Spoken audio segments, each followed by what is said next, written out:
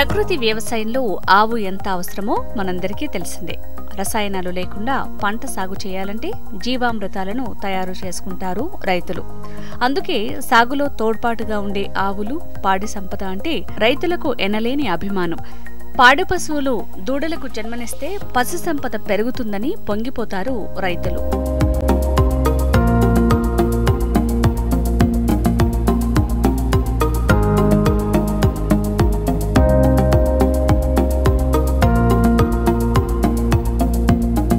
సకినేటిపల్లి మండలం అంతర్వేదిలోని శ్రీ లక్ష్మీనరసింహస్వామి గోశాలలో ఒక ఆవు 3 దూడలకు జన్మనిచ్చింది. ఒకే కాన్పులో 3 దూడలు జన్మించడంతో ఆశ్చర్యపోతున్నారు అందరూ. గో సంపదను పెంపొందించి ఆవులను కాపాడేందుకు నిర్వహిస్తున్నారు ఈ గోశాలను.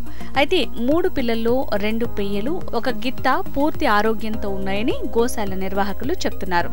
ఇది చాలా అరుదైన అంశమని, లక్షల్లో 1 ఆవుకు మాత్రమే ఇలా జరుగుతుందని వైద్యులు చెప్తున్నారు.